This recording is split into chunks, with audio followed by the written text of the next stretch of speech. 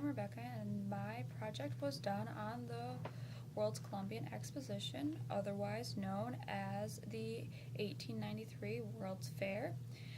The entire thing took place in Chicago, and it was difficult for them to actually get it in Chicago because all the financiers that needed to go and make donations, and a lot of the big name ones were from New York City.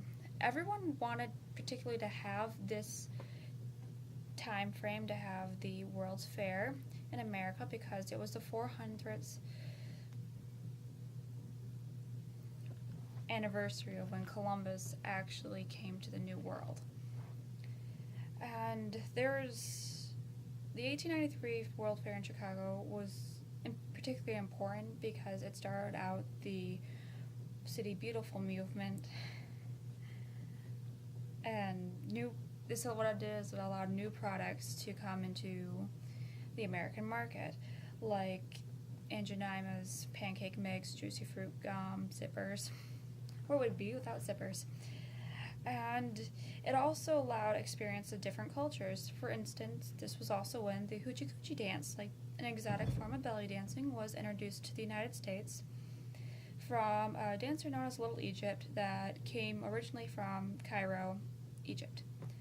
And actually the whole tune of the snake charmer that people hear everywhere when something to do with snakes and dancing are involved was actually invented for the, not necessarily for the fair, but during the fair that helped contribute to it. And anybody can actually use this because it was never patented, so because it was entered into the market, into the public actually, so directly. And this was also when the Midway was first formed. The Midway at the time was when there was just a large area dedicated to different cultures and ethnicities. For instance, they brought different cultures in, they gave them little venues set up throughout the entire Midway. And they even brought pygmies from Africa to show off to the rest of the world because apparently Americans aren't cultural enough. And this was also when the Ferris wheel actually started. And a lot of people's ridden on Ferris wheels, and the one in the 1893 is probably the larger than one you've ever been on. And it was also the biggest draw of the entire 1893 World Fair because it was such a huge deal. The entire concept of the Ferris was to outmatch the Eiffel Tower, and that was first displayed during the Paris World Fair. That too was just the one previous to the 1893 World's Fair in Chicago.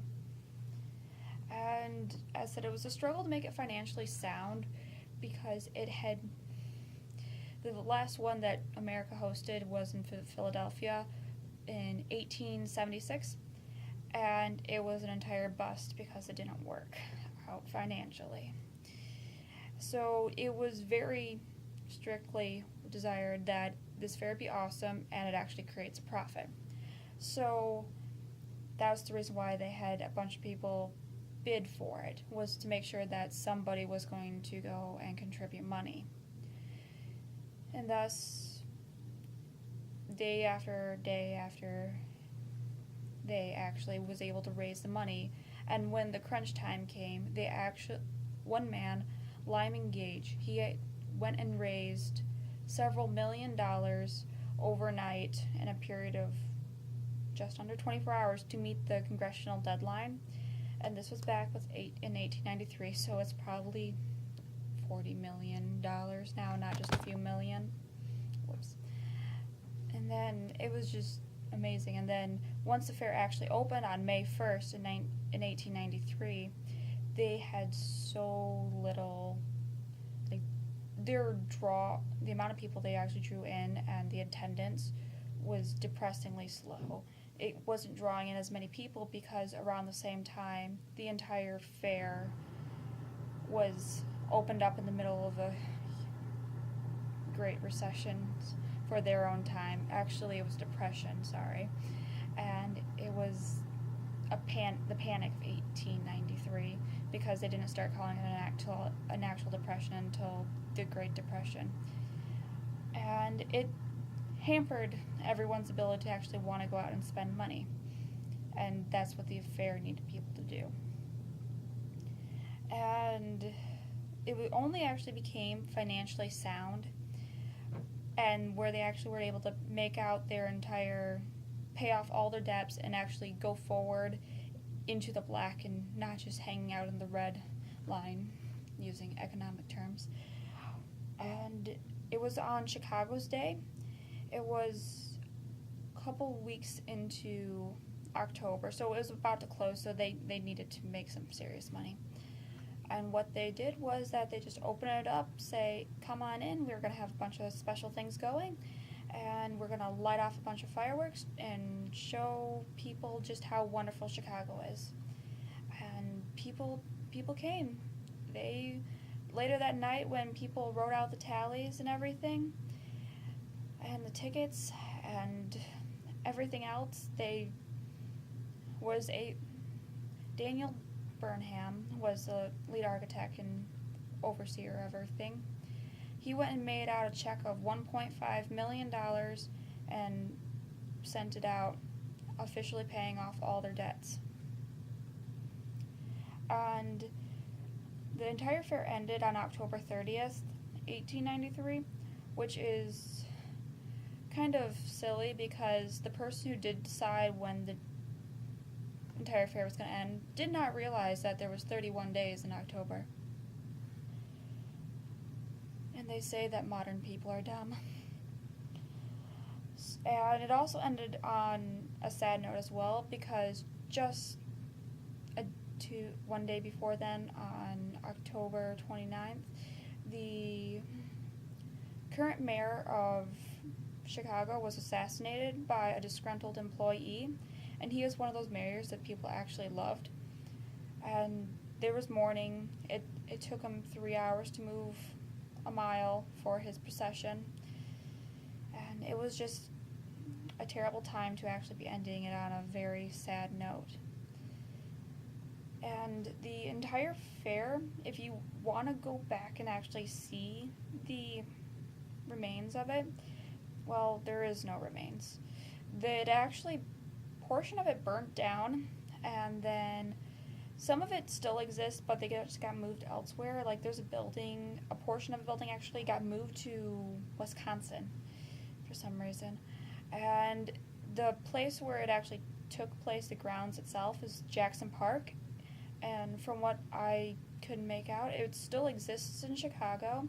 And Professors French and Professor Dahl are going and taking students with them for a 2-credit course to Chicago, and it's highlighted in there that they want people to go and learn about the White City, which is actually really nice, since many people know about it or write about it and can find it when researching, because that was my biggest hurdle when it comes to the entire Wikipedia project, was that it took so long to find books for it. I went into the Grace A. Dow Memorial Library in Midland, Michigan, and I found 3 books that mentioned it. One of them was Frederick Douglass's Introduction to a Writing of the Chicago Pamphlet, and it basically highlighted that there was some serious discrimination going on there. And another book was about how Victorian America went and viewed the entire lineup and how amazing all the new products were. And another book I have here with me, because I actually bought it a little before then, The Devil in the White City by Eric Lawson. I bought it close to 2 years ago before I actually did this project, so I had some insider knowledge about it before I actually started, and actually curtailed my interest in it. And the other source that I used was the textbook, because it actually had some information that none of the other ones had, and like slightly described the arrangements of all the buildings. Well, the 14 main buildings known as the Court of Honor centered around the Great Basin. that information was actually never written about. It was only described in pictures. And overall, my interpretation of using Wikipedia as a project basis, I would say that it was nice learning how to use Wikipedia, but once again, it's someplace to start learning about something, but never where you want to actually end up, which is kind of interesting since this is in this project. It's where it ended up at, was Wikipedia. And it actually shows that you actually have to have some citations to it, so it's not totally unreliable, it's just partially unreliable because people can make up so much stuff. It's all honor system when it comes to the Wikipedia project. So it's like just a good place to start out with, and if you like editing Wikipedia, like in Weird Al's White and Nerdy, then go ahead and make it a more concrete place to actually do research, because people change it all the time for ridiculous reasons, like making people immortal. Alrighty, and thank you for watching, and was actually kind of enjoyed doing this project. Alrighty, thank you for listening.